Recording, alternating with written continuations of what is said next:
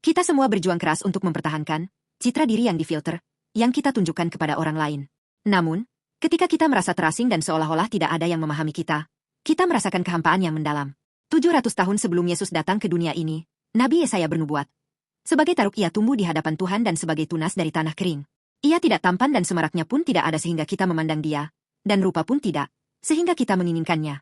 Yesaya 53, 2. Juru selamat yang diutus Tuhan seperti tunas yang goyah, nyaris tak terlihat tumbuh dari tanah yang gersang. Ia begitu bersahaja sehingga orang-orang bahkan tidak menoleh ke arahnya. Sebaliknya, mereka menghina dan memalingkan muka. Berdasarkan standar dunia, ia adalah seorang outsider yang sempurna, dan hidupnya tampak seperti kegagalan total. Di sini kita menemukan kata Ibrani yang penting, anah, yang berarti membungkuk, merendahkan diri, atau menderita. Yesus datang dalam rupa yang rendah bukan karena ia tidak memiliki kuasa. Itu adalah anah, sebuah perendahan diri yang disengaja untuk turut merasakan penderitaan kita. Empati yang sejati bukanlah melihat dari atas dan berkata, semangatlah. Empati sejati adalah duduk di samping orang yang berduka dan menangis bersamanya. Dengan turun ke tempat yang paling rendah, Yesus menjadi sahabat sejati bagi mereka yang terasing dan terluka di dunia ini. Mengapa Yesus memilih untuk datang kepada kita dengan cara seperti ini?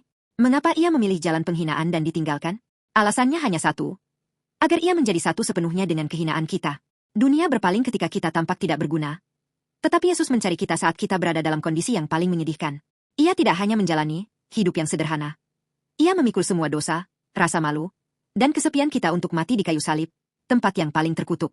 Saat orang-orang meludahinya dan menyebutnya gagal, ia menanggung rasa sakit itu dalam diam. Karena bilur-bilurnya kita menjadi sembuh, dan karena ia ditinggalkan, kita diterima sebagai anak-anak Allah.